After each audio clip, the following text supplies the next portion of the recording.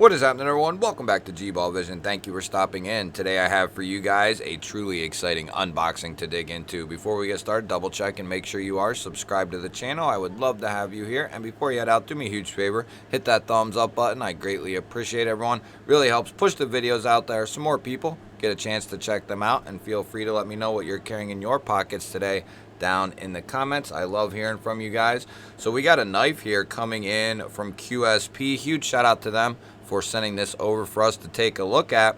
This is going to be called the Capybara, and I have not handled this knife, and I've only ever seen the knife in a couple of pictures and maybe one video. I'm trying to think, maybe one video at the most. So I haven't really seen a whole lot on this knife in particular, but it's definitely got a unique aesthetic.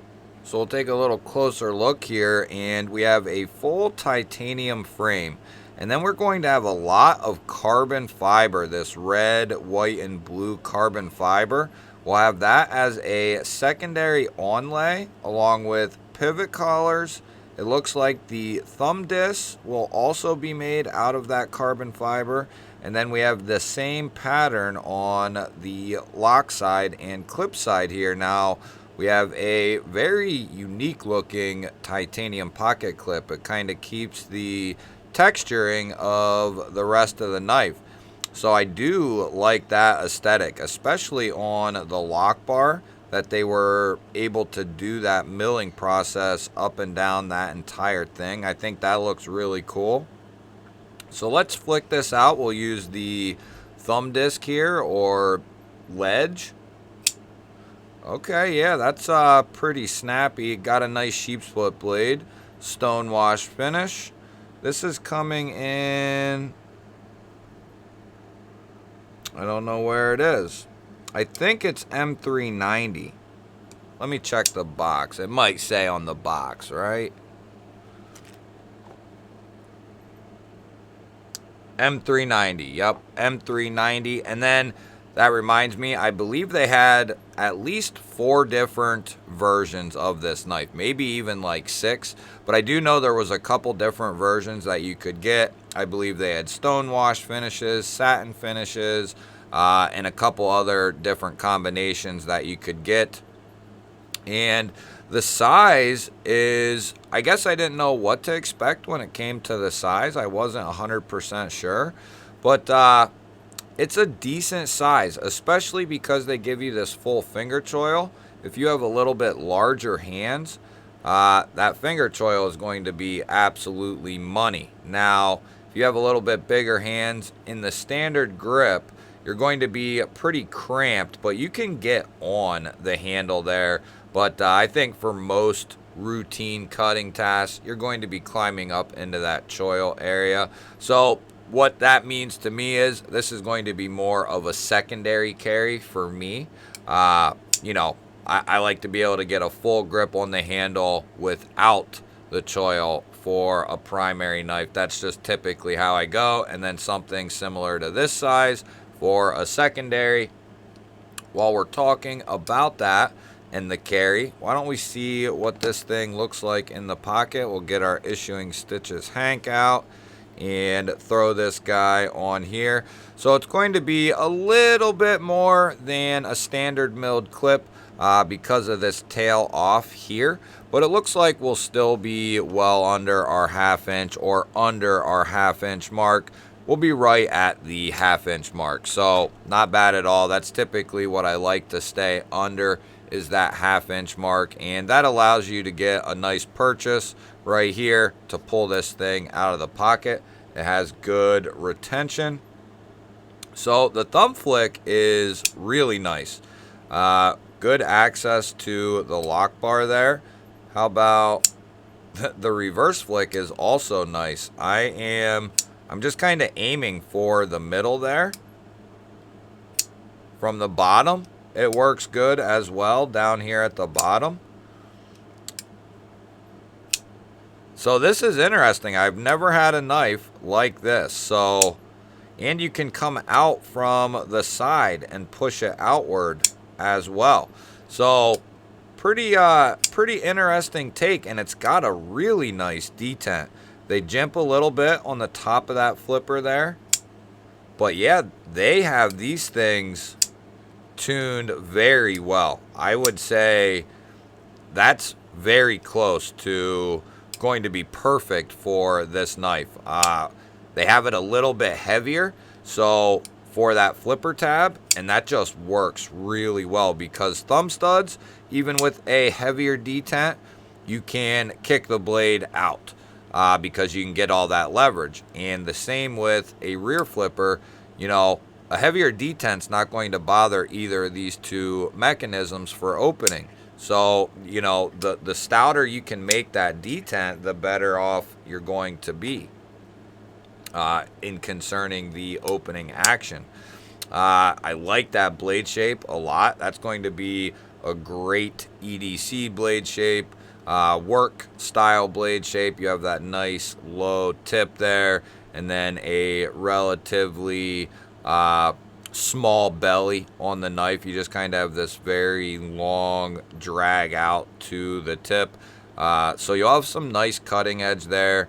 You'll have a tiny bit of belly if you know, or happen to need that. Little bit of jimping on the spine. And it works pretty good. It works pretty good. Once you get up here, you're going to have a ton of control either way. It does maintain a pretty thick blade stock, but it feels like it comes down pretty thin. We'll check the edge, see how that came. We'll go ahead and cut up some really thin telephone book paper here. QSP has been doing a phenomenal job. They do a lot of OEM work, and they've been doing a fantastic job over the last couple years on their OEM work. And then, you know, they've put out a few more affordable type knives that have been really, really well done. And they put out a few very recently that are really good. And then they've put out some upper echelon knives, such as this one.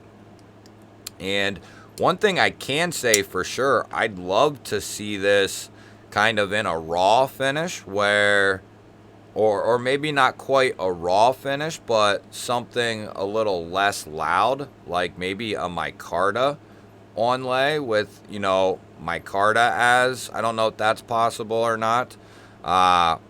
You know, maybe just go with green G10 or carbon fiber or something like that to match the micarta if you had to do that. But just some different things, maybe some different carbon fibers, some micartas if that's possible.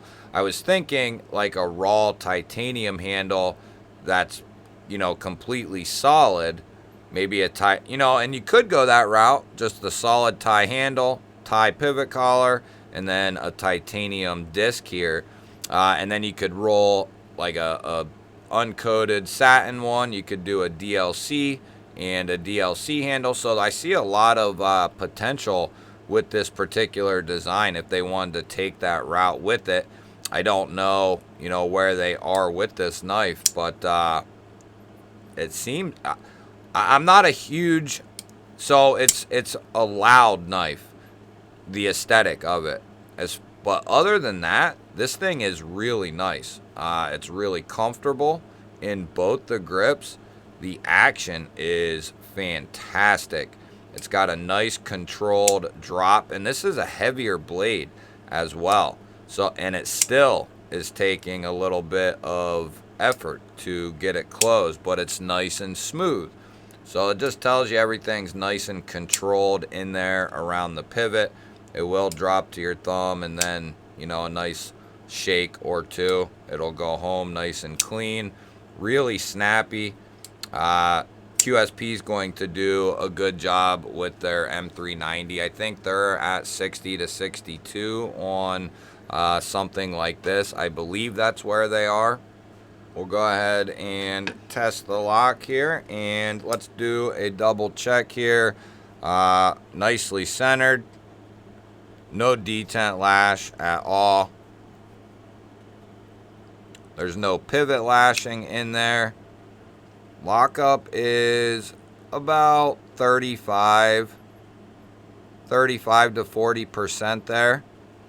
And there's no movement up or down or side to side. That is locked up very, very nicely. So let's see and make sure that lock is going to hold up under a little bit of scrutiny.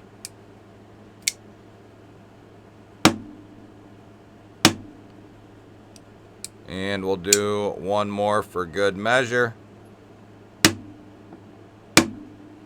Nice and solid. Good to see. Good to see. Yeah, that is extremely solid in there.